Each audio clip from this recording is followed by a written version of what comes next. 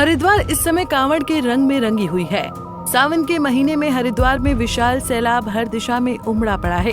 शिव की भक्ति में लीन कांवड़िए हरिद्वार से जल भरकर उत्तर प्रदेश, दिल्ली, राजस्थान और मध्य प्रदेश जैसे राज्यों की ओर बढ़ रहे हैं। कंधों पर गंगा जल लिए हुए भगवा वस्त्रों में लिपटे भक्तों का दृश्य श्रद्धालुओं के दिलों को भाव विभोर कर देता है। लेकिन इसी धार्मिक यात्रा की आड़ में कुछ असामाजिक तत्वों ने जिस तरह कानून व्यवस्था को तार-तार किया है, वो चिंता का विषय बन गया है। दरअसल सावन का महीना चल रहा है। शिव के भक्त इस समय भक्ति में लीन हैं। हर हर महादेव के नारों से सारा हिंदुस्तान गूंज रहा है, तो वहीं दूसरी तरफ कई स्थानों पर लाठी डंडों की गूंज भी सुनाई दे रही है। कांवड़ यात्रा के पवित्र रूप में कुछ उपद्रवियों ने विकृति घोल दी है, जिससे कांवड़ यात्रा की छवि को गहरा धक्का लग रहा है।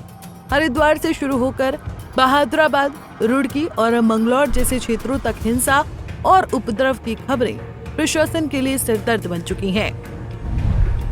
कांवड़ियों के गुंडागर्दी की शुरुआत कांवड़ यात्रा के पहले ही सप्ताह में हो गई थी, जब मामूली टक्कर के कारण कांवड़ियों ने कई वाहनों पर हमला बोल दिया। गाड़ियों की खिड़कियां तोड़ी गयी, सवारियों को पीटा गया और भय का वातावरण तैयार किया गया। सबसे चिंताजनक बात यह है कि डीजे की आवाज और नियमों की अनदेखी अब आम बात बन चुकी है। बहादुराबाद में क्रिस्टल वर्ल्ड के पास घटी घटना ने पूरे क्षेत्र को हिला दिया, जब एक हरियाणा नंबर की कार से कांवड़ की हल्की टक्कर हो गई और गंगा जल गिर गया। इस घटना ने उपद्रव का रूप ले लिया। सहारनपुर से आए कांवड़िए इतने उग्र हो गए कि उन्होंने कार सवारों के साथ मारपीट और लाठी डंडों से वाहन को क्षतिग्रस्त कर दिया। पुलिस ने तत्परता दिखाते हुए 3 कांवड़ियों को हिरासत में लिया और उनके खिलाफ मुकदमा दर्ज किया गया। सिर्फ बहादुराबाद ही नहीं बल्कि रुड़की और मंगलौर में भी कांवड़ियों ने कानून अपने हाथ में लेने का प्रयास किया। जब पुलिस ने सिंहद्वार के पास उन्हें मुख्य राष्ट्रीय राजमार्ग की बजाय निर्धारित कांवड़ पटरी मार्ग से भेजना चाहा, तो कांवड़िए भड़क उठे। उन्होंने पुलिस पर हमला करने की कोशिश की।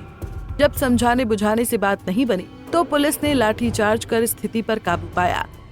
पुलिस प्रशासन की ओर से कांवड़ मेले में किसी भी अप्रिय घटना को रोकने के लिए पुख्ता इंतजाम किए गए हैं। 5000 से ज्यादा उत्तराखंड पुलिस और केंद्रीय बलों के जवान तैनात किए गए हैं। इसके अलावा आतंकवादी विरोधी दस्ते भी क्षेत्र में सतर्कता बनाए हुए हैं। सावन का महीना भक्ति का महापर्व माना जाता है। ये पर्व अनुशासन और संयम की मांग करता है, लेकिन जब श्रद्धा की आड़ में अराजकता फैलती है, तो पूरा समाज उसकी कीमत चुकाता है।